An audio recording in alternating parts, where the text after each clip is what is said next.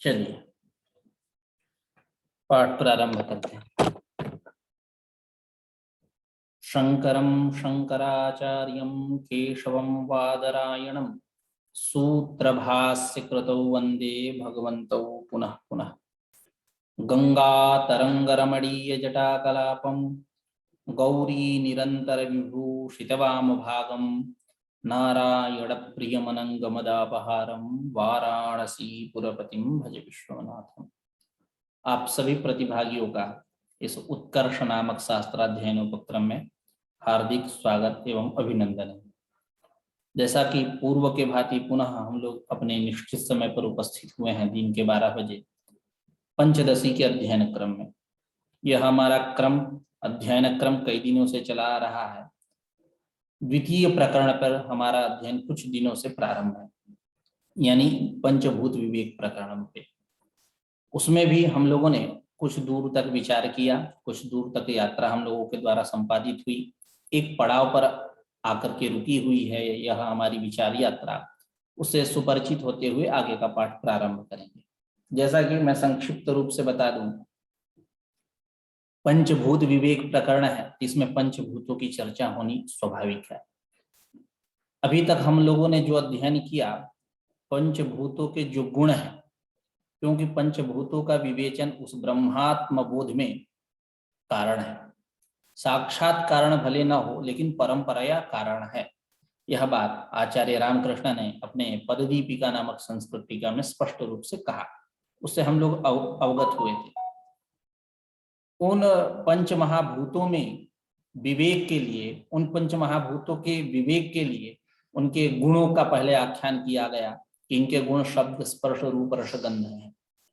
और आकाश में केवल शब्द गुण रहता है, वायु में शब्द स्पर्श, अग्नि में शब्द स्पर्श रूप, और जल में शब्द स्पर्श रूप रस गंध, पृथ्वी में शब्द स्पर्श रूप जल में शब्द स्पर्श रूप रस, और पृथ्वी में शब्द स्पर्श रूप रस गंध।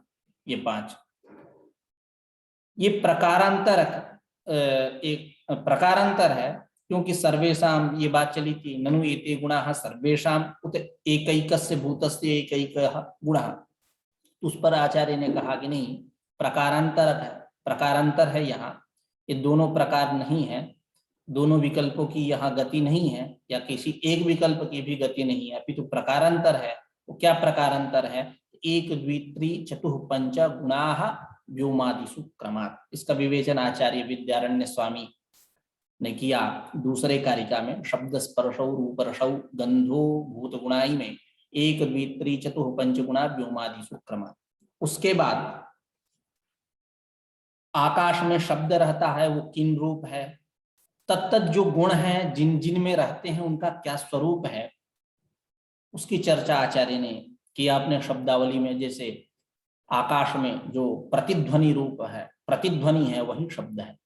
वायु में सी सी करके जो शब्द है प्रतिध्वनि है, सी सी करके जो है प्रतिध्वनि, उसको हम बोलते हैं शब्द। और उस वायु में अनुष्णाशीत नामक स्पर्श रहता है। आकाश में एक गुण केवल प्रतिध्वनि रूप शब्द, वायु में 2 शब्द भी और स्पर्श भी। शब्द सीसी करके जो बीसी करके सीसी करके आवाज आती है, वो शब्द है वायु में। और स्पर्श कैसा है? तो अनुष्णासी। और बहनी में जो 3 गुण है, शब्द स्पर्श रूप, तो बहनी में रहने वाला जो शब्द है वो भुगु भुगु ध्वनि है। इसके विषय में हम लोगों ने विस्तृत चर्चा किया था, विगत पाठ आप देखिए। और स्पर्श जो है वो उष्ण स्पर्श है, और रूप जो है वो प्रभा रूप है। जल में जो शब्द है वो बुलबुल ध्वनि है, और स्पर्श जो है वो शीत है, और रूप जो है वो शुक्ल है, रस जो है वो माधुर्य है। उसके बाद पृथ्वी में जो शब्द है वो कड़कड़ा करके शब्द है, कड़कड़ इत्यादि। और रूप जो है वो चित्र रूप है, नील पीत रक्त हरित इत्यादि सारे चित्कबरा जिसको बोलते हैं, चित्र विचित्र रूप है, नाना रूप है। सप्तविधम रूपम तत्र प्राप्यते। और शब्द स्पर्श कैसा है? तो काठिन्य स्पर्श है। शब्द स्पर्श रूप जो है वो नीलादि चित्र है। तो शब्द स्पर्श रूप। और रस कैसा है? सार जितने रस है, षडरस है, मधुराम ललौण कटु कसाई, सारे मिलते हैं। और गंध कैसा है, तो सुरभि और असुरभि दोनों की उपलब्धि उस पृथ्वी में होती है, इसका विवेचन हुआ। यानी पंच महाभूतों में रहने वाले जो शब्द स्पर्श रूप रस गंध है, जिस जिस क्रम से है, उनका विवेचन आचार्य ने, विद्यारण्य स्वामी ने अपने शब्दावली में किया। यानी यहाँ हमारा विचार क्रम सुरभीतर गंधौ द्वौ गुणाः सम्यक विवेचिताः श्रोत्रम त्वक् चक्षुषी जिह्वा घ्राणम चेन्द्रिय पंचकम, यहाँ तक हमारा विचार क्रम आकर रुका था। ठीक है, कि पृथ्वी में सुरभि और इतर, उससे भिन्न असुरभि, ये दोनों गंध यानी दो प्रकार के गंध, दोनों गंध मतलब दो प्रकार के गंध प्राप्त होते हैं। इस प्रकार पांचों गुण उस पृथ्वी में मिल जाते हैं। इस प्रकार भूतों का सम्यक विवेचन हुआ, इनके गुणों का सम्यक विवेचन हुआ। अब जो भूत के जो कार्य हैं उनका विवेचन प्रारंभ कर रहे हैं। क्या स्रोत एक सामान्य रूप से आचार्य ने परिचित भी करा दिया, उनका स्वरूप बता दिया कि उनका कार्य स्रोत त्वक चक्षु जिह्वा घ्राणाख्यानी, ये पंच ज्ञानेन्द्रियां जो है उनके कार्य हैं। ठीक है, अब उसके विषय में यहाँ आचार्य चर्चा कर रहे हैं कि इनका क्या स्वभाव है, इनका क्या धर्म है और इनका क्या स्वरूप है इत्यादि, कहाँ रहते हैं इत्यादि, किसका ग्रहण करते हैं इत्यादि तमाम विषयों की चर्चा आचार्य विद्यारण्य स्वामी अपने शब्दावली में कर रहे हैं। तो तेसाम स्थानानि व्यापाराश्च दर्शयति। तेसाम मतलब श्रोत्रादीनाम इंद्रियाणाम ज्ञानेन्द्रियाणाम बुद्धिन्द्रियाणाम इत्यर्थः। इनके क्या स्थान है, कहाँ रहते हैं। जैसे आप तर्क संग्रह से पढ़े परिचित होंगे तो वहाँ नासाग्र स्थान क्या बोलते हैं, कृष्ण ताराग्रवर्ती, चक्षुरिंद्रिय की जो बात होती है, कृष्ण ताराग्रवर्ती ऐसा, तो ये जो चक्षु गोलक है ये उसका स्थान है इत्यादि। आप तमाम कर्ण सस्कुल्यवच्छिन्नम नभ श्रोत्रम, जो आकाश है वो श्रोत्र है, तो तत्तद स्थान है और तत्तद इनका व्यापार भी है। ठीक है, तो तेसाम इंद्रियाणाम स्थानानि व्यापारांश्च दर्शयति ग्रंथकारः।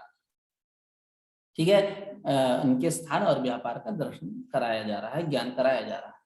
क्या कर्णादि गोलकस्थम तच्छब्दादि ग्राहकम क्रमात् सौक्ष्म्यात् कार्यानुमेयम तत्प्रायो धावित बहिर्मुखम।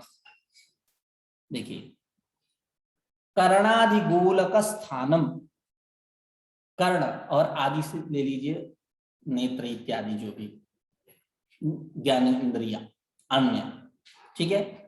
और गोलक बोलते हैं जैसे जैसे चक्षु गोलक होता है, छिद्र यूं का है, छिद्र मतलब कर्ण नेत्र इत्यादि छिद्रों में रहने वाला और शब्दादियों को ग्रहण करने वाला, ये जो करने वाली ये जो इंद्रियां हैं, शब्द स्पर्श रूप रसगंध अपने अनुसार तत्त गुणों का ये सब ग्रहण करती हैं, शब्द आदि को ग्रहण। जैसे श्रोत्रेंद्रिय है शब्द का ग्रहण, ठीक है। श्रोतत्वक जो है स्पर्श का, श्रोतत्वक चक्षु जो है रूप का, श्रोतत्वक चक्षु जिह्वा जो है रस का, श्रोतत्वक चक्षु जिह्वा घ्राण जो है गंध का, ठीक है। कर्णादि गोलकस्थम किसका विशेषण है? तत्त इंद्रियम का, ठीक है। तत्त शब्दादि ग्राहकम क्रमात् सौक्ष्म्यात् कार्यानुमेयम तत्प्रायो धावित बहिर्मुखम। मतलब कर्णादि गोलक स्थान कर्ण नेत्र इत्यादि छिद्रों में रहने वाला तथा शब्दादियों को ग्रहण करने वाला ये जो इंद्रिय समूह है या इंद्रियां हैं, ये अत्यंत सूक्ष्म है और ये कार्यानुमेय है, यानी कार्यों से इनका अनुमान होता है। जैसे आप सांख्य कारिका से सुपरिचित होंगे तो वहां आचार्य ईश्वर कृष्ण कहते हैं कि किसी ने कहा कि प्रकृति पुरुष है ही नहीं, इसलिए उनकी उपलब्धि नहीं होती है। यह हम मान सकते हैं, क्योंकि अति दूरात सामीप्यात इंद्रिय घातान मनोनवस्थानात् सूक्ष्मात् व्यवधानात् अभिभवात् समानाभिहारच्च, ये प्रत्यक्ष में बाधक है। ये तमाम 8 हेतु बतलाए गए वहां सांख्य कारिका में, इनके कारण प्रत्यक्ष नहीं होता है। इसका विवेचन आप संख्या तत्व कौमुदी का पाठ देखिए, स्पष्ट है कि जिसे अति दूरात करके अत्यंत दूर कोई चीज हो तो नहीं दिखाई दे, जैसे आकाश में पक्षियां उड़ रही हैं तो उनका दर्शन नहीं हो सकता, दिखाई नहीं देती हैं। ज्यादा दूर है तो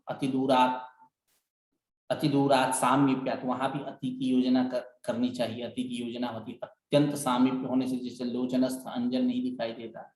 अति दूरात सामीप्यात इंद्रिय घातन, इंद्रियों में विकार आ जाने से, उनका घात हो जाने से, टूट फूट जाने से विषय का प्रत्यक्ष नहीं होता है। इसीलिए जड़ के लिए एक सांख्य तत्व कौमुदी जब आप पढ़ेंगे, एक जगह विवेचनाचार्य वाचस्पति मिश्र ने किया कि जड़ता क्या है, तो कह रहे हैं कि जिह्वा जो है रस को जब ग्रहण नहीं करती है, यही जड़ता है।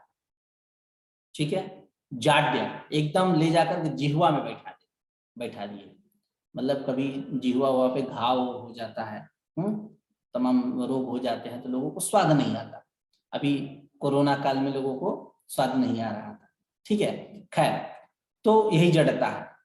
तो अति दूरात सामीप्यात इंद्रिय घात, इंद्रियों के का घात हो जाने से आंखों के एकदम टूट फूट गया, कुछ दिखाई नहीं दे रहा है, तो विषय का प्रत्यक्ष नहीं होता। ठीक है, अति दूरात सामीप्यात इंद्रिय घातन मनोनवस्थानात, मन जब अनवस्थित रहे, अवस्थित न रहे, चंचल रहे, इधर उधर कूदता रहे, तो विषय का प्रत्यक्ष नहीं होता। जैसे कुछ लोग क्या करते हैं, एक उदाहरण मैं प्रायः देता हूं कि टीवी देखते समय कोई खा रहा है, ठीक है, टीवी देखते समय खा रहा है, उसका चित्त जो है उस सीरियल में जाकर के लग गया, तो उसकी खाने की गति जो है वो बहुत धीमी हो जाती है। या कोई पीछे से बोल रहा है कि सुनो ये काम कर दो, तो वो सुनता नहीं। क्यों?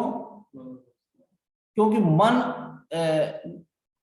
नहीं, ऐसा नहीं कहेंगे, क्योंकि मन तो उसका अवस्थित है ही टीवी में अवस्थित है। ऐसा हम कहेंगे कि मन जब अनवस्थित हो, मतलब चंचल हो, चंचलम ही मन कृष्ण, जिसके देवता जो है वो चंद्र है, चंद्र जिसका नीच हो, ज्योतिषियों की भाषा में मन जो है अनवस्थित रहता है, तो मन अनवस्थित हो जाने से दिखाई नहीं देता। जैसे यात्रा आप कर रहे हैं, ठीक है, तो यात्रा करते करते एकदम सैर सपाटा हवा पानी ले रहे हैं खिड़की खोल करके, और कोई चीज सामने से गुजरा, आपने देख लिया, तो आपने कहा कि आप देखे क्या उसको, तो नहीं, उसका मन कहीं दूसरी जगह लगा हुआ है, अनवस्थित है। टीवी वाला भी उदाहरण हो सकता है, उसका अनवस्थित है, मतलब तद विषय में अवस्थित नहीं है। तद विषय में मतलब जो बोल रहा है उसको ध्यान नहीं दे रहा है, नहीं दिया, अन्यत्र उसका मन लगा हुआ है, तो अनवस्थित। ठीक है, तो मनोनवस्थानात, मन के अनवस्थित होने से इसीलिए कहा कामादि उपहत मनाह इंद्रिय सन्निकृष्टम स्फीतालोक मध्यवर्ती, मध्य इंद्रिय सन्निकृष्टम स्फीतालोक मध्यवर्ती घटम न पश्यति। काम से एकदम उसका मन क्या है, पीड़ित है, अनवस्थित है, ऐसा आचार्य वाचस्पति मिश्र कहते हैं सांख्य तत्व कौमुदी।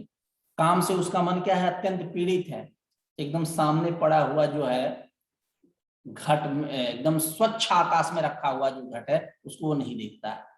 समझ रहे बात को? तो अनवस्थित का यही तात्पर्य कि जो उसको देखना है, जिसका प्रत्यक्ष करना है, वो तत्र तस्य मनः न राजते अपितु अन्यत्र कुत्रापि तत् संसृष्टम वर्तते, अन्यत्र कुत्रापि कार्यम करो। ठीक है, ये उसका तात्पर्य है। ठीक है, जैसे टीवी वाला मैंने उदाहरण दिया, उसमें है किसी ने पीछे से बोला, नहीं ध्यान दिया, तो उसका मन क्या है, अनवस्थित। तो अति दूरात सामीप्यात इंद्रिय घातात मनोनवस्थानात सौक्ष्म्यात, अत्यंत सूक्ष्म होने से भी वस्तु का प्रत्यक्ष नहीं होता, जैसे परमाणु इत्यादि। अति दूरात सामीप्यात इंद्रिय घातात मनोनवस्थानात सौक्ष्म्यात अभिभवा, अभिभव हो जाने से भी, जैसे सौर भी भाभी, सूर्य संबंधिनी भी, प्रदीप्त किरण ही अभिभूतम ग्रह नक्षत्र मंडलम न कश्चन पश्यति, उससे अभिभूत जो है ग्रह नक्षत्र मंडल दिन में नहीं दिखाई देते, कोई देखने में समर्थ नहीं है, क्योंकि वो उनका अभिभव हो चुका है।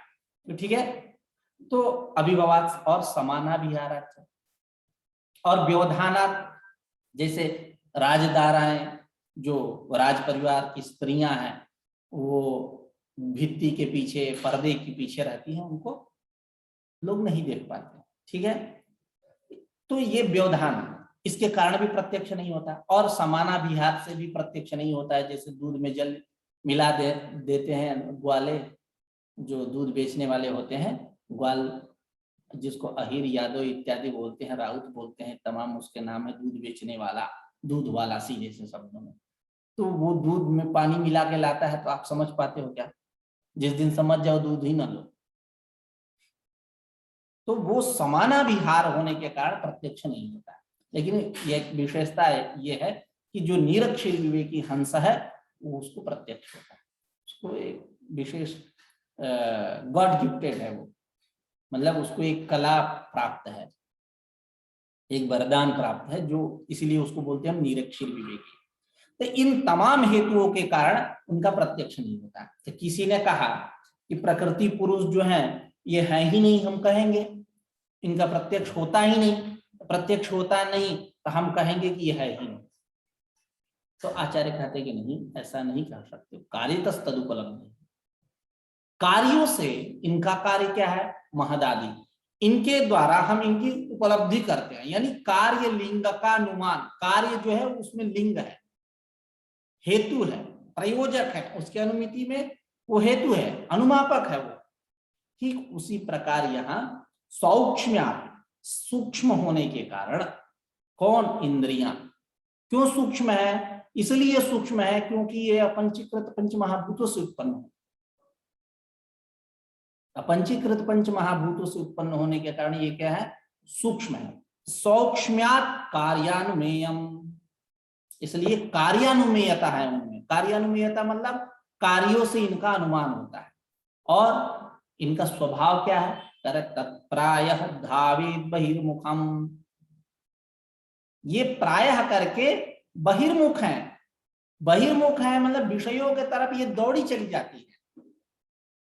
जब ये विषयों के तरफ दौड़ी चली जाएंगी, सन्निकृष्ट होंगी, क्या बोलते हैं, संश्लिष्ट होंगी, तब इंद्रिय प्रणाली का अंतःकरण जाएगा। तो यानी अंतःकरण के जाने से पहले इनकी उपस्थिति वहां होनी चाहिए, विषयों से इनकी संयुक्तता होनी चाहिए। अब विषयों से संयुक्तता कब होगी, जब ये दौड़ के विषय देश को जाएंगे। ठीक है, इसीलिए तो कहा वेदांत परिभाषा में, यथा तडागोदकं छिद्रान् निर्गत्य कुल्यात्मना केदारान् प्रविश्य तद्वदेव चतुष्कोणाद्यकारं भवति, तथा तैजसम् अन्तःकरणमपि चक्षुराद्वारा निर्गत्य घटादि विषय देशं गत्वा घटादि विषयाकारेण परिणमते। बात समझ में? तो ये इंद्रियां जो है कैसी हैं, बहिर्मुख है। परांचखानी व्यतिरणत स्वयंभू, स्वयंभू ने, भगवान ने इंद्रियों को कैसा बना, खम मतलब इंद्रियम, खानी मतलब इंद्रियाणी, परांची, व्यतिरणत मतलब पर है ये, अर्थात बहिर्मुख है, इनको बहिर्मुख बनाया। बात समझ में आई? ये श्रुति बतला रही है, परांचिखानी व्यतिरणत स्वयंभू, व्यतिरण मतलब रक्षितवान इत्यर्थः। ठीक है, तो तत्प्रायः धावेत बहिर्मुखम, ये इंद्रियां क्या करती हैं, विषयों की तरफ दौड़ी चली जाती। अर्थ तो स्पष्ट हुआ कि कर्णादि जो गोलक स्थान है, कर्णनेत इत्यादि जो हैं, इनके जो छिद्र, इनमें रहने वाला और शब्दादियों को ग्रहण करने वाला या करने वाली, इंद्रिय शब्द हिंदी में स्त्रीलिंग है ना, जो है वो इंद्रियां हैं। बात समझ में आई? कर्णादि, कर्णनेत इत्यादि छिद्रों में रहने वाली, शब्दादियों को ग्रहण करने वाली जो है वो इंद्रियां हैं। और ये अत्यंत सूक्ष्म है, इनके कार्यों के द्वारा इनकी का अनुमान होता है। और इनका स्वभाव कैसा है, ये बहिर्मुख है, इंद्रिय विषयों के प्रति दौड़ी चली जाती हैं, विषयों की तरफ दौड़ती हैं। अब आचार्य रामकृष्ण के शब्दावली में समझते हैं। कर्णादि इंद्रिय सद्भावे किं प्रमाणम इत्याकांक्षायाम कार्यलिंग का अनुमानम इत्याह सौक्ष्म्याति। कह रहे हैं कि इंद्रिय सद्भावे, इंद्रियां हैं, इनमें क्या प्रमाण है, यानी कि यदि आपको ऐसी आकांक्षा होगी, जिज्ञासा होगी, आपके मन में ऐसा प्रश्न उठेगा, तो उसका समाधान समझो कि इनका अनुमान होता है।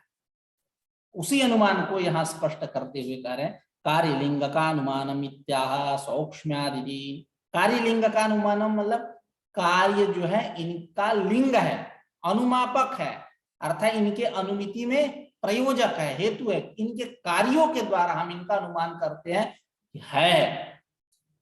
बात समझ में आई? इंद्रियां हैं क्या? अत्यंत सूक्ष्म होने के कारण वो उस अनुमान को प्रदर्शित करें। तच्च रूपोपलब्धि करणजन्या क्रियात्वात् छिदिक क्रियावत, यही अनुमान का स्वरूप है। यानी रूपोपलब्धि, जैसे चक्षुर इंद्रिय के सत्व का अनुमान करना, ऐसे अन्य का भी कर लेना चाहिए, शब्दोपलब्धि इत्यादि करके। तो रूपोपलब्धि ने रूप की उपलब्धि साक्षात प्रत्यक्ष जो है कैसे होता है? करणजन्या रूपोपलब्धि कैसी? उपलब्धि शब्द स्त्रीलिंग। रूपोपलब्धि कैसी है? करणजन्या। करणजन्या यानी व्यापार जन्या। व्यापार जन्य, किसी भी रूप की, किसी भी वस्तु विषय के रूप की उपलब्धि कैसे है? व्यापार जन्य। क्यों? क्रियात्वात्, क्रिया होने के कारण।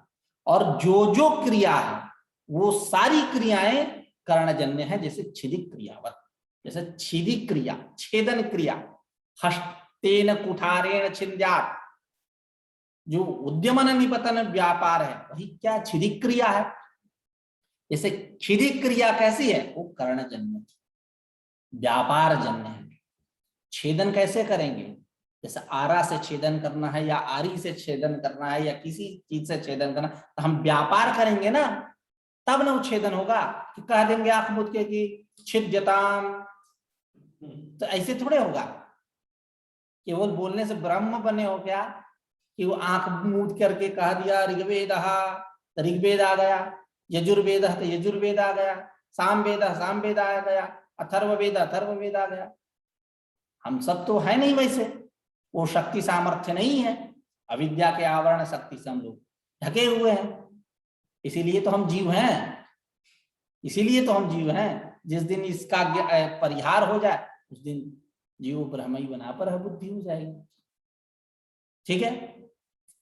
तो क्योंकि वो ऋग्वेद आदि वो ब्रह्म के निश्वास है ना, निश्वास के बराबर है। श्वास लेने में किसी को ज्यादा परिश्रम आयास करना पड़ता है क्या? यदि ज्यादा आयास करना पड़े तब तो व्यक्ति कुछ अन्यत्र सोचेगा ही नहीं, सांस लेने में ही सोचेगा, सोचता रहेगा, टेंशन भी रहेगा। भैया ये भी काम है, इसको भी जल्दी जल्दी करते हैं। ध्यान उसका उसी में जाएगा। जब व्यक्ति मतलब ज्यादा थक जाता है, हाँफने लगता है, श्वास प्रश्वास ज्यादा तेज, तो कुछ कह दो कि भैया ये काम कर दो, ये मोटरी यहाँ से उठा के यहाँ रख दो, तो करेगा क्या? उसको करके ही वो थका हुआ, क्लांत जिसको बोलते हैं। ठीक है? तो तच्च अनुमानम रूपोपलब्धि ही, जैसे आप देखिए अर्थ संग्रह में एक चर्चा चली प्रकरण के विषय में। प्रकरण मतलब उभयाकांक्षा प्रकरण, उभयाकांक्षा, जो उसके भेद होते हैं, महाप्रकरण और अवान्तर प्रकरण। मुख्य भावना संबंधी प्रकरण महाप्रकरण, अंग भावना संबंधी प्रकरण अवान्तर प्रकरण। वही एक चर्चा हुई कि तदिदम प्रकरण क्रियायाः साक्षात विनियोजकम अद्रव्य गुणयोस्तु तद्वारा। ये जो प्रकरण जो है क्रिया का साक्षात विनियोजक है, विनियोक्ता है। अद्रव्य गुण जो है ये कैसे है? तद्वारा, क्रिया के साथ विनियोजक है। ठीक है? मतलब तदिदम प्रकरण क्रियायाः साक्षात विनियोजकम, साक्षात विनियोजक। अद्रव्य गुण जो है तद्वारा, क्रिया तद्वारा जो है द्रव्य गुणयोस्तु तद्वारा, वहां चर्चा तदिदम प्रकरणम क्रियायाः एव साक्षात विनियोजकम द्रव्य गुणयोस्तु तद्वारा। द्रव्य गुण जो है वो तद्वारा, क्रिया द्वारा।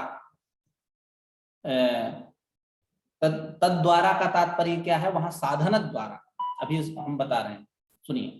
द्रव्य, ये जो प्रकरण है क्रिया का साक्षात विनियोजक है। द्रव्य गुण जो है तद्वारा मतलब साधन द्वारा। जैसे हस्तेन कुठारेण छिन्द्यात्, जैसे नहीं ये वहां जैसे यजेत स्वर्ग काम, स्वर्ग की कामना है तो आप याग करो। यहाँ पे क्या है कि फल भावना जब होती है, फल भावना मतलब किम भावयेत, इस प्रकार की बुद्धि, कथम भावयेत ये कैमर्थ्याकांक्षा मतलब इति कर्तव्यताकांक्षा, और किन भावयेत साधनाकांक्षा, और किम भावयेत फलाकांक्षा साध्याकांक्षा जिसको हम बोलते हैं।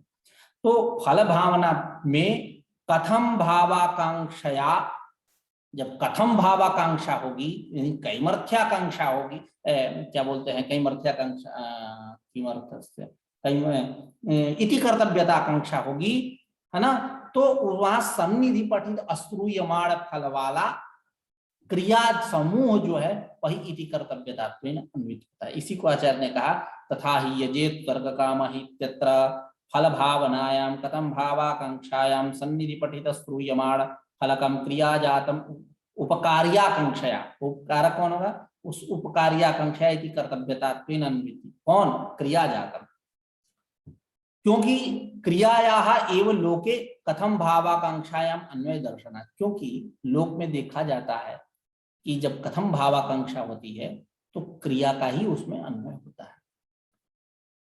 लेकिन नहीं हस्तेन कुठारेण छिन्द्यात् इत्यत्र कथम भावाकांक्षायाम उच्चार्यमाणोपि हस्तः अन्वेति, हस्तेन कुठारेण छिन्द्यात्, हाथ से क्या करता है, हस्तेन कुठारेण छिन्द्यात् मतलब कुठार मतलब वो कुल्हाड़ी हाथ में उठाया मार रहा, तो हस्त जो है वो अन्वित नहीं हुआ, जो व्यापार है उद्यमन निपतन व्यापार वो अन्वित होगा। उसी को कह रहे हैं कि हस्तेन कुठारेण छिन्द्यात् इत्यत्र कथम भावाकांक्षायाम, जब कथम भावाकांक्षा होगी यानी इति कर्तव्यताकांक्षा होगी तो उसमें उच्चार्यमाणोपि हस्तः अन्वेति, उच्चार्यमाण हस्त अन्वित होगा ऐसा नहीं है, नहीं का अन्वय करिए, किंतु क्या क्या अन्वित होगा कथम भावाकांक्षा होने पर, हस्तेन उद्यम्य निपत्यति, हाथ को ऊपर किया नीचे किया, इस प्रकार का जो व्यापार कर रहा है, इस प्रकार का यह व्यापार अर्थात उद्यमन निपतन रूप जो व्यापार है यह अन्वित होगा।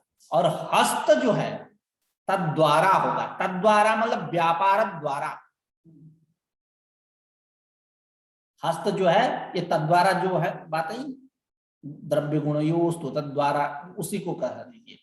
हस्त जो है वो कैसे होगा, तद्वारा यानी क्रिया द्वारा विनियोजक होगा, लेकिन साक्षात विनियोजक कौन हुआ, व्यापार वही क्रिया, तदिदम प्रकरणम क्रियायाः साक्षात विनियोजकम, द्रव्य गुण जो है तद्वारा क्रिया द्वारा विनियोजन, ठीक है स्पष्ट।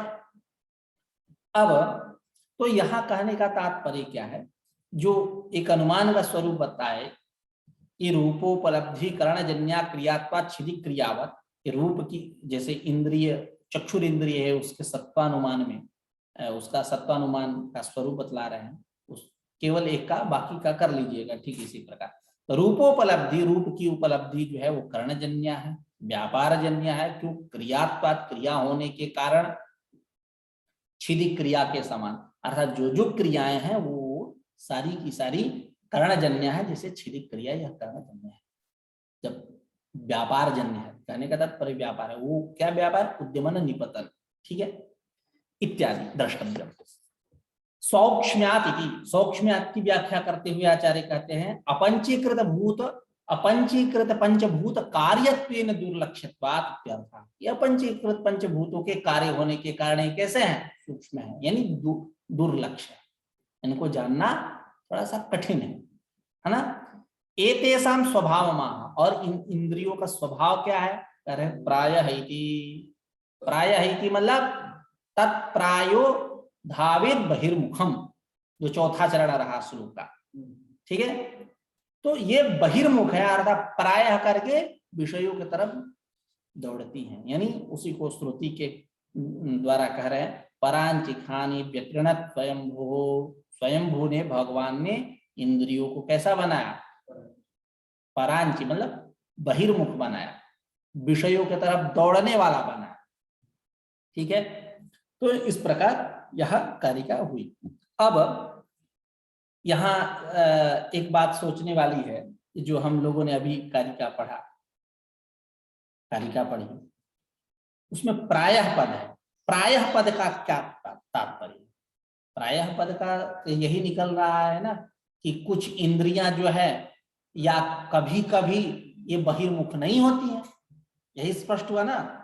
तत्प्रायो धावित बहिर्मुखम, प्रायः से तो यही स्पष्ट हुआ कि कदाचित क्वचित कभी कभी ये इंद्रियां जो है बहिर्मुख नहीं होती। उसी प्रायः शब्द से सूचित इस भाव को अमुक कारिका के द्वारा 8वीं और 9वीं कारिका के द्वारा समझा रहे हैं। आचार्य ने कहा प्रायः शब्देन सूचितम क्वचित करणानाम आंतर विषय ग्राहकत्वम दर्शयति।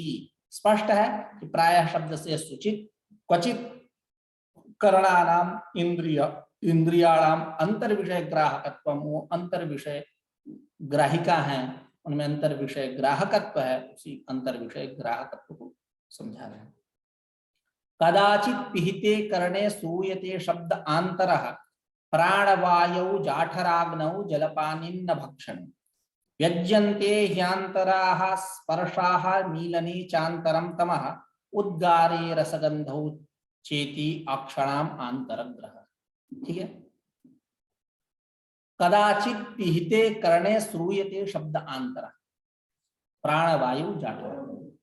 जब कदाचित पिहिते करणे, कर्ण जब पिहित हो जाता है, अर्थात कर्ण में जब हम अंगुली डाल देते हैं, ऐसे जब हम अंगुली डाल देते हैं तो आंतरः शब्द श्रूयते, आंतरिक शब्द सुनाई देता है। किसका? प्राणवायु जाठराग्नौ, प्राण में रहने वाला, प्राणवायु विद्यमान अंतरः शब्द श्रूयते, जाठराग्नौ च विद्यमान अंतरः शब्द श्रूयते। प्राणवायु में रहने वाला और जाठराग्नि में रहने वाला जो आंतरिक शब्द है, पेट की गुड़गुड़ाहट इत्यादि जो भी अनुभव का विषय है, आप देख लीजिए। ठीक है, प्राणवायु में रहने वाला आंतरिक शब्द और जाठराग्नि में रहने वाला जो आंतरिक शब्द है, ये सुनाई देता है। तो शब्द का संबंध कान से है ना। ठीक है, और जलपानिन्न भक्षणे व्यज्यन्ते ह्यांतराः स्पर्शाः, तीसरा जो 9वां श्लोक का पहला चरण है, उसको उसके साथ जोड़िए। जलपानिन्न भक्षण, जलपान करते समय, पानी पीते समय और अन्न भक्षण करते समय आंतराः स्पर्शाः व्यज्यन्ते, आंतरिक स्पर्श, जैसे कभी कभी पानी पीते हैं ना, ऐसे करके नहीं, गुट गुट गुट गुट करके एक सुनाई देता है, ये अनुभव का विषय, आप लोग देखिए। ठीक है, जलपानिन्न भक्षणे, जलपान करते समय, जलपान देखिए, जलपान का तात्पर्य क्या है? वो रसपान, जल, जल द्रव पदार्थ। लेकिन आज जलपान का दूसरा अर्थ हो गया। जलपान मतलब समोसा, कचौड़ी, रसगुल्ला, गुलाब जामुन इत्यादि। यही लिखा रहता है दुकानों के आगे जलपान गृह, तो जलपान का वहां एकदम द्रव से ठोस पदार्थ में हो गया। ठीक है, तो आप जलपान का अर्थ करिए ये रस द्रव पदार्थ। तो जलपाने अन्न भक्षणे, जलपान में और अन्न भक्षण में आंतराः शब्दः स्पर्शाः, सॉरी आंतराः स्पर्शाः विद्यन्ते, आंतरिक स्पर्श प्रतीत होते हैं। और मीलने चांतरम तमः, आंख देखिए, आंख जो है ना, इसको जब बंद करेंगे, जब इनका उन्मीलन होगा, जब जो ये पलक है इसको आप गिराएंगे तो क्या होता है? आंतरिक अंधकार प्रतीत होता है कि नहीं? बाहर कुछ ना दिखे लेकिन आंतरिक अंधकार जो है वो प्रतीत होगा। ठीक है, ऐसा करके सब अंधेरा ही तो दिख रहा है। ठीक है, तो इस अनुभव की बात है, सब देख लीजिए, आप लोग को बंद करके देख लीजिए। तो मीलने चांतरम तम, आंतरिक क्या बोलते हैं, रूप का ज्ञान होता है। ठीक है, शब्द स्पर्श रूप हो गया। आगे उद्गारे रसगंधौ, और उद्गार होने पर यानी उल्टी आने पर आंतरिक रस और गंध का ग्रहण होता है। जो खाया पिया इत्यादि है, उल्टी होता है तो होता है ना, कुछ खट्टापन लगता होता है कि नहीं, रस गंध इत्यादि महकता होता है कि नहीं, लोग दूर भागते हैं, सामने वाला भी। ठीक है, तो उद्गारे रसगंधौ, उद्गार होने पर रस और गंध की आंतरिक, आंतर जोड़ लीजिए, ठीक है, आंतरौ रसगंधौ प्रतीयेते, है ना, उनका साक्षात्कार होता है उनकी प्रति। इति अक्षणाम आंतरग्रह, इस प्रकार अक्षणाम कर्तव्य षष्ठी है, अक्षणाम अर्थात इंद्रिय कर्तृकम इत्यर्थ आंतर शब्द ग्रह, यानी आंतरस्य विषयस्य ग्रह ग्रहणम अर्थात इंद्रिय कर्तृकम आंतर ग्रह इत्यर्थ, इंद्रिय कर्तृकम विषय ग्रहणम भवति इत्यर्थ, ठीक है। यानी इस प्रकार यह अक्षणाम यानी इंद्रियाणाम आंतरग्रह, इंद्रियों का यही क्या है, अंतरग्रह है, आंतरिक शब्द स्पर्श रूप रस गंध इनके द्वारा, इंद्रियों के द्वारा प्रत्यक्ष होता है, अनुभव होता है, ज्ञान होता है, साक्षात होता है, यही प्रायः का फल है, ठीक है। जो कहा ना कि तत्प्रायो धावेत बहिर्मुखम, उसमें जो प्राय है कि बहिर्मुख होती है, परांची खानी वितरण स्वयं भू इत्यादि श्रुतियां भी अनुमोदन की कि इंद्रिया जो है बहिर्मुख है, विषयों की तरफ दौड़ती है, नहीं, प्रायः का वही तात्पर्य है कि कभी कभी ये क्या है, कदाचित क्वचित ये इंद्रियाणाम आंतरग्रह भी, इंद्रियों का अंतर्ग्रह भी होता है, ठीक है। अब आचार्य रामकृष्ण के शब्दावली में समझते हैं, कह रहे हैं कदाचित इति द्वाभ्याम, है ना, द्वाभ्याम श्लोकाभ्याम, इन दोनों श्लोकों के द्वारा इस अर्थ मतलब विषय को स्पष्ट कर रहे हैं। कदाचित करणस्य पिधाने कृते सति प्राणवायु जाठराग्नौ च विद्यमानः आंतरः शब्दः श्रूयते, है ना। कदाचित करणस्य पिधाने, कर्ण में अंगुली पेशना डाल देने पे क्या होगा, पिधाने कृते सति प्राणवायु जाठराग्नौ च विद्यमानः आंतरः शब्दः श्रूयते, प्राणवायु में और जाठराग्नि में विद्यमान जो आंतरिक शब्द है उसका श्रवण होता है। जलपानेन भक्षणे चांतर स्पर्शाः अभिव्यज्यन्ते अभिव्यक्ताः भवन्ति, मतलब जलपान में और अन्न भक्षण में आंतरिक स्पर्श का ज्ञान होता है, आंतरिक स्पर्श अभिव्यंजित होते हैं, अभिव्यक्त होते हैं।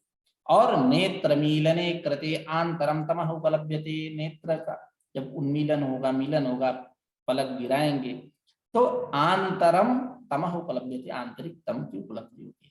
उद्गारे जाते रसगंधौ द्वौ गृह्येते, उद्गार होने पर आंतरिक रस गंध की प्रतीति होती है।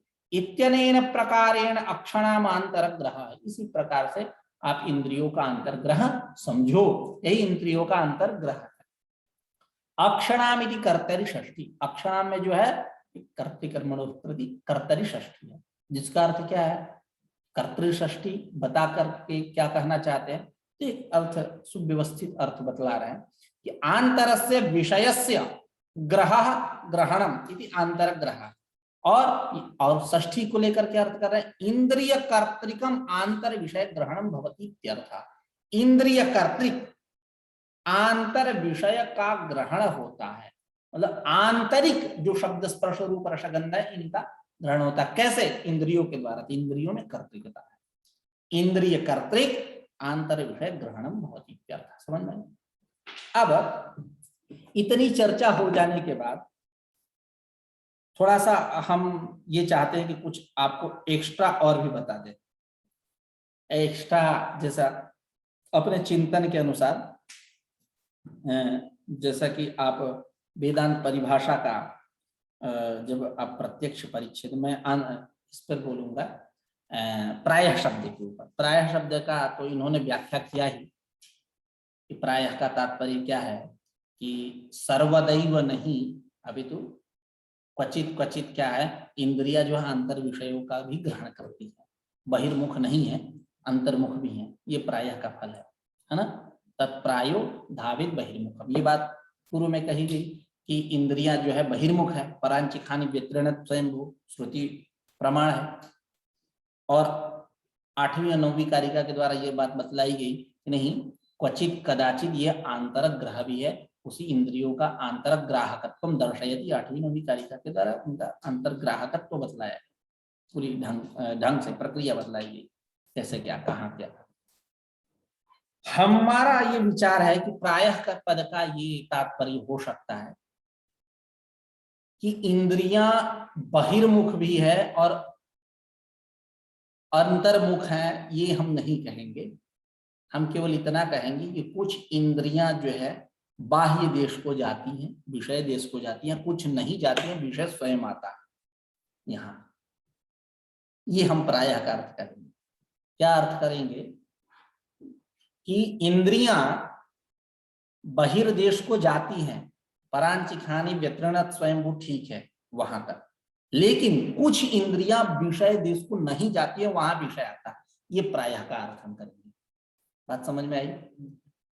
इस प्रकार के अर्थ करने से वेदांत परिभाषाकार का जो मत है वो भी स्पष्ट हो जाता है। आप वेदांत परिभाषा का विषय परिच्छेद पढ़ेंगे, उस विषय परिच्छेद में प्रत्यक्ष का प्रकारांतर से कई भेद बतलाया गया। ठीक है, ज्ञप्तिगत प्रत्यक्ष, ज्ञेयगत प्रत्यक्ष, जिसको हम ज्ञानगत और विषयगत प्रत्यक्ष बोलते हैं। ठीक है, उसी में साक्षी और इत्यादि, साक्षी, ईश्वर साक्षी, जीव साक्षी इत्यादि करके चर्चा हुई। ईश्वर साक्षी, जीव साक्षी, ऐसा करके वहां भेद बताया गया। फिर सविकल्पक निर्विकल्पक करके भेद बतलाया गया। लास्ट में क्या कहते हैं? उक्तम प्रत्यक्षम द्विविधम तदजन्यम इंद्रियजन्यम तदजन्यम वा। यह प्रत्यक्ष पुनः दो प्रकार का होता है, प्रकारांतरेण। उक्तम प्रत्यक्षम प्रकारांतरेण द्विविधम इंद्रियजन्यम तदजन्यम, इंद्रियजन्य और तदजन्य, इंद्रियाजन्य। जैसे इंद्रियाजन्य प्रत्यक्ष क्या है? सुखादि, सुख का प्रत्यक्ष, क्योंकि मनसा इंद्रियत्व निराकरण, मन को इंद्रिय नहीं मानते। इंद्रियां कितनी हैं? तो श्रोत, त्वक, चक्षु, जिह्वा, घ्राणाख्यान। दूसरे शब्दों में हम बोले तो घ्राण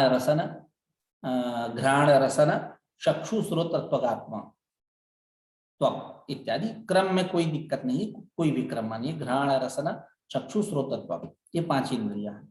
और ये पांचों इंद्रियां क्या करती हैं? अपने अपने विषयों से संयुक्त होकर के, संबंध स्थापित करके प्रत्यक्ष ज्ञानम जनयन्ति, प्रत्यक्ष ज्ञान को उत्पन्न करती हैं। ठीक है, लेकिन इनमें जो तीन इंद्रियां हैं, श्रोत्र और चक्षु को छोड़ करके, कौन? घ्राण, रसन और त्वक, ये विषय देश को जाकर के उससे के साथ संबंध स्थापित करके घ्राण इंद्रिय गंध, श्रोत्रेंद्रिय शब्द और त्वग इंद्रिय स्पर्श रूप प्रत्यक्ष को उत्पन्न करते हैं, विषय देश को जाती हैं। लेकिन ये जो दो इंद्रियां हैं, श्रोत्र और चक्षु, ये विषय देश को नहीं जाती, स्वयं विषय यहां आता है। इसी बात को आचार्य ने कहा, उक्तम प्रत्यक्षम प्रकारांतरेण द्विविधम इंद्रियजन्यम तदजन्यम चेति तत्रेन्द्रियाजन्यम सुखादि प्रत्यक्षम मनसा इंद्रियत्व निराकरणात् इंद्रियाणि पंच घ्राण रसन चक्षु श्रोत्रत्वगात्मकानि सर्वाणि चेन्द्रियाणि स्व विषय संयुक्तान्येव प्रत्यक्ष ज्ञानम जनयन्ति। तत्र घ्राण रसनत्वग इंद्रियाणि स्व स्थान स्थितान्येव गंधरस स्पर्शोपलम्भान् जनयन्ति। चक्षुश्रोत्रे तु स्वतः विषय देशम गत्वा स्व विषयं गृह्णीता। नहीं, थोड़ा सा ये गड़बड़ हो गया कॉन्सेप्ट, अर्थ यही है, कॉन्सेप्ट गड़बड़ हो गया। ये जो पांच इंद्रियां हैं, इन पांच इंद्रियों में जो तीन इंद्रियां हैं, यहाँ स्वयं विषय आता है, और चक्षु और श्रोत्र जो है विषय देश को जाते हैं। ये ठीक है, ये प्रायः का अर्थ हो सकता है। मतलब चक्षु श्रोत्र को छोड़ करके घ्राण रसन और त्वक जो है, ये गंध स्पर्श और शब्द रूप जो प्रत्यक्ष है, गंध स्पर्श इत्यादि रस इत्यादि जो है, इनको उत्पन्न करते हैं। मतलब एतादृशम प्रत्यक्षम कुर्वन्ति इत्यर्थ है, एतानि त्रीणि। ठीक है, इंद्रियाणि।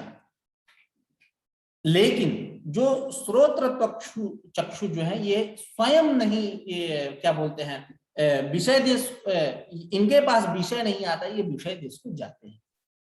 ये प्रायः का फल हो सकता है। आपने क्या कहा कि इंद्रियां जो है परांचिखानी व्यतीर्णत स्वयंभू करके इंद्रियां बहिर्मुख है, तो ठीक है, उन तीनों में घट गया। बहिर्मुख है का मतलब क्या है? विषयों की तरफ विषयों की तरफ दौड़ती जाती है।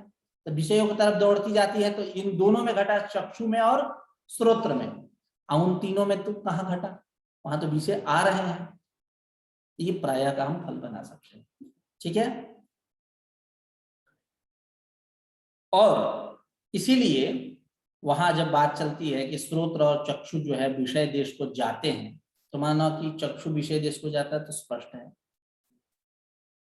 लेकिन श्रोत्र कैसे जाते हैं, श्रोत्र कैसे जाता है विषय देश को, तो आचार्य कहते हैं कि जैसे रूपादि परिच्छिन्न द्वारा वो चक्षु जाता है, ठीक उसी प्रकार यह शब्दादि परिच्छिन्न द्वारा चक्षुरादिवत ये भी श्रोत्रेंद्रिय विषय देश को जाएगा। उसी को आचार्य ने कहा कि श्रोत्रस्यापि चक्षुरादिवत परिच्छिन्नतया भेरियादि देश गमन संभवात, ये भेरियादि, भेरी, नगाड़ा, धूल इत्यादि के जो शब्द है उस देश को जाता है श्रोत्र परिच्छिन्न द्वारा, शब्दादि परिच्छिन्न द्वारा। इसीलिए अनुभव होता है भेरी शब्द मया श्रुता, भेरी का शब्द मैंने सुना, मृदंग का शब्द मैंने सुना। लेकिन नैयायिक इस पे क्या कहते हैं कि नहीं, कदम्ब मूल का न्याय ने, विचि तरंग न्याय ने यहाँ शब्द आता है, तो उस पर वेदांती कहते हैं कि नहीं, ऐसा मानने पर अनंत शब्दोत्पत्ति कल्पना गौरव होगा। कदम्ब मूल का न्याय, विचि तरंग न्याय क्या है, नीचे से फूल विकसित हो रहा है, ऊपर प्रेशर दिया, ऊपर प्रेशर दिया, ऊपर प्रेशर जाकर विकसित हुआ। बीची भी तरंग मारते हैं, बीची मतलब वो इट्टा जो अच्छा होता है जिसको छेली मारते हैं, तो वो तरंगे निकलती हैं, एक दूसरे को तीसरे को ऐसे जन्म देती हैं। तो ऐसा मानेंगे तो अनंत शब्द आ जाएगा, अनंत शब्दोत्पत्ति, अनंत शब्दों की उत्पत्ति होगी ना, नमा जैसे तमाम तरंगे उत्पन्न हो रही हैं उसे अनंत शब्दोत्पत्ति होगी। मानने की क्या आवश्यकता है, सीधे से मानो कि जा रहा है श्रोत्रेंद्रिय। और भेरी शब्दों मया श्रुता, भेरी का शब्द मैंने सुना, यहाँ ये प्रत्यक्ष जो ज्ञान है इसमें गौरव होने लगा, भ्रम हो जाएगा। कौन सा शब्द आपने सुना, तमाम शब्द उत्पन्न हुए, तो सीधे ऐसे मानो कि श्रोत्रेंद्रिय विषय देश को जाता है। ये प्रायः का फल मानिए। परांजिख्यानि व्यतीर्ण स्वयंभू तत्प्रायो धावेत बहिर्मुखम, जो है कि इंद्रियां जो है विषयों की तरफ दौड़ती हैं, ठीक है, तो श्रोत्र और चक्षु जो है ये विषयों की तरफ दौड़ रहे हैं, विषय देश को जा रहे हैं, तो यहाँ तो सिमिलरिटी होगी, मतलब बात बन गई। लेकिन जो इनके अलावा तीन इंद्रिय है, घ्राण इंद्रिय, रसन इंद्रिय, त्वग इंद्रिय, ये तो विषय देश को जा ही नहीं है, ये तो बैठे हुए हैं, इन्हीं यहाँ केवल विषय आ रहा है और ये उससे संयुक्त होकर के गंध स्पर्श रस को उत्पन्न कर रहे हैं, तो ये प्रायः का फल हो सकता है।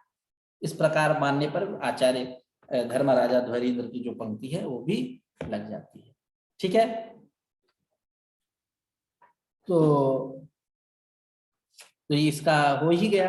कदाचित पिहिते कर्णे श्रूयते शब्द आंतरः प्राणवायु जाठराग्नौ जलपानेन्न भक्षणे विज्यन्ते ह्यंतरः स्पर्शः मीलने चांतरम तमः उद्गारे रसगंधौ चैति अक्षणाम आंतरग्रह। इसका जो अर्थ है उससे परिचित हुए ही, और आचार्य रामकृष्ण के शब्दावली में भी हम लोगों ने विचार किया। आज की चर्चा यहीं समाप्त करते हैं। ठीक है, कुछ पूछना है तो पूछ लीजिए, कल बाकी चर्चा करेंगे। नमस्कार।